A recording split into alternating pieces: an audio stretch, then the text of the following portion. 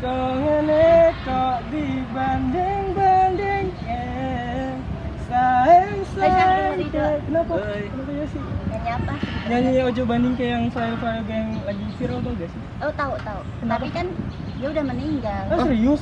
Masa ya? Iya benar. Masa yes? Dia kemarin baru tampil di TV deh pantesan. Kemarin kan tampil di istana Iya ya? iya. Ya. Oh, Oh. coba kita share ke grup, Kita share grup. kita kasih tahu teman-teman. Wah, kirim ke yang lainnya itu, Yes. Udah ada. Wah, Udah. nggak nyangka ya. Nah, teman-teman, sudah ditonton kan drama singkatnya?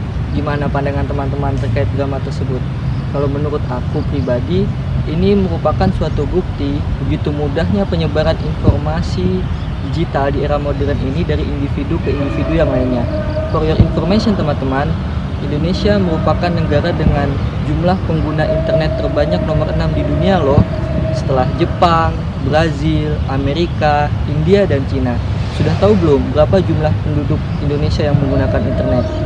Berdasarkan sumber yang terpercaya, jumlah penduduk Indonesia menggunakan internet adalah lebih dari 210 juta.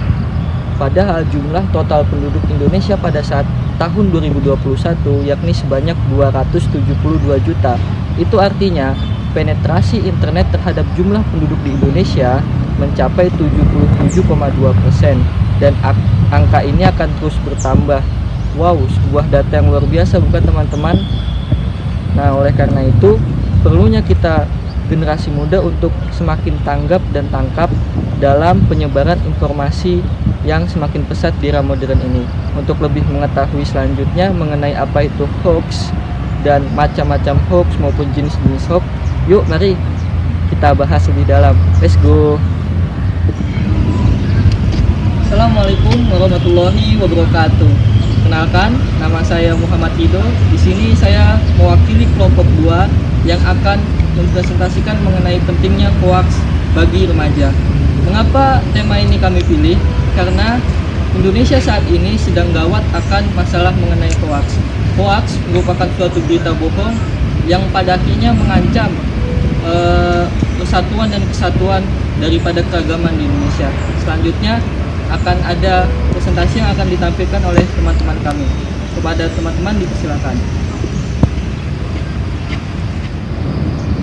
Saya Yusnur Halisa akan menjelaskan tentang ciri-ciri hoax. Perkenalkan, saya Rahma Safitri akan menjelaskan dasar hukum dan hukuman penyebaran berita hoax. Perkenalkan, saya Sarul Ramadhani. Di sini saya akan menjelaskan tentang dampak dari hoax. Perkenalkan, nama saya Fitria Khairunisa. Di sini saya akan menjelaskan mengenai jenis-jenis hoax.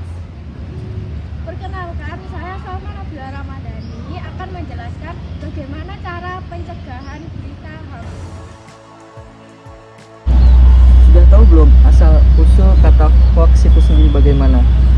Menurut beberapa ahli, kata hoax sendiri berasal dari kata hocus, yaitu berasal dari sebuah mantra hocus pocus yang dalam bahasa Latin merupakan hocus corpus, yang artinya adalah ini adalah tubuh.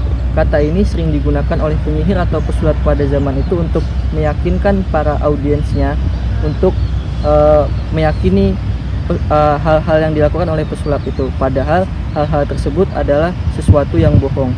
Sedangkan di dalam perspektif Islam sendiri, hoax ini sebenarnya telah terjadi pada zaman Nabi Adam itu sendiri, yaitu ketika Nabi Adam dan Siti Hawa dikeluarkan oleh Allah Subhanahu wa taala dari surga karena memakan buah kulbi akibat dari mempercayai berita yang disampaikan oleh setan. Menurut Silverman, pada tahun 2015 mendefinisikan hoax sebagai rangkaian informasi yang memang sengaja disesatkan tetapi dijual sebagai kebenaran. Sedangkan menurut Ketua Komunitas Masyarakat Indonesia Anti Fitnah, Septiaji Eko Nugroho, mendefinisikan hoax sebagai sebuah informasi yang direkayasa. Informasi tersebut dibuat untuk memutarbalikkan informasi yang sebenarnya. Septiaji juga menambahkan bahwasanya hoax merupakan upaya untuk memutarbalikkan fakta.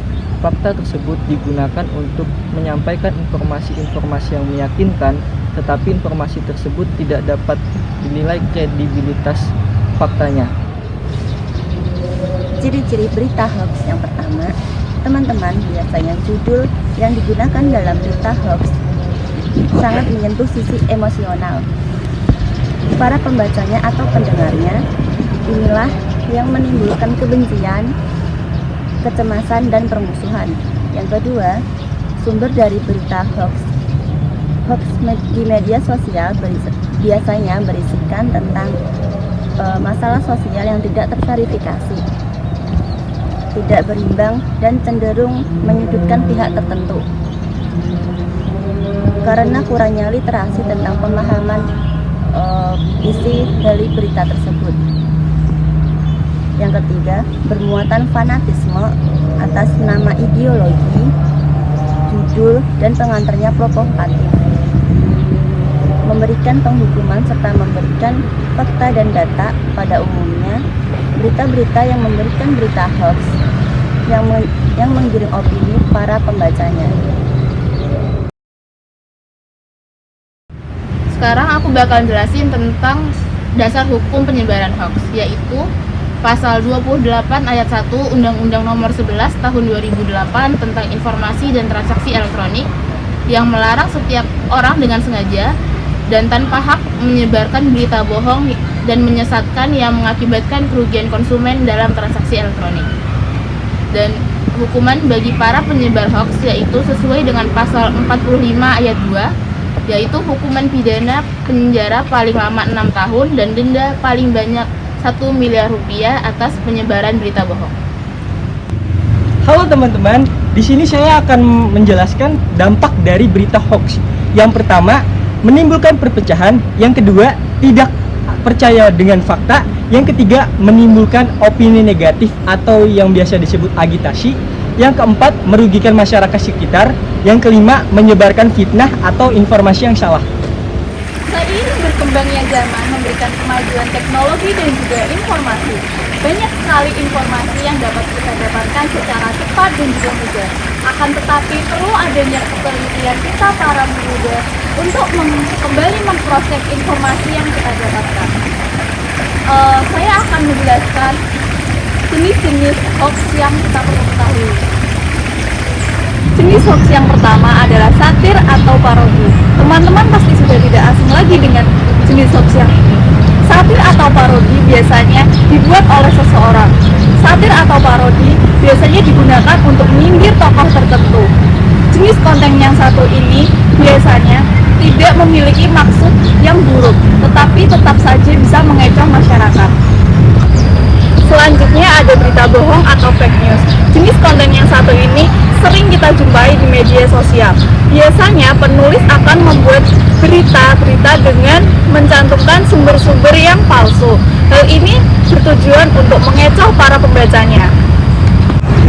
Jenis hoax yang terakhir adalah tautan jebakan atau clickbait. Clickbait biasanya digunakan oleh para penulis berita untuk menjebak para pembacanya dengan menggunakan judul atau gambar yang kontroversial. Halo teman-teman, di sini aku mau menjelaskan cara pencegahan berita hoax. Yang pertama, cek sumber informasi atau berita. Yang kedua, cek kelengkapan informasi. Yang ketiga, jangan termakan judul. Yang keempat, periksa keaslian foto atau video. Yang kelima, perhatikan tanggal artikelnya. Yang keenam, jangan asal share tanpa tahu faktanya. Nah teman-teman, sudah ditonton kan videonya? Oleh karena itu, kita sebagai generasi muda seyogyanya harus mampu menjadi garda terdepan dalam menolak berita hoax yang saat ini sedang berkembang begitu pesatnya di Indonesia. Terima kasih. Wassalamualaikum warahmatullahi wabarakatuh. Terima kasih. Terima kasih.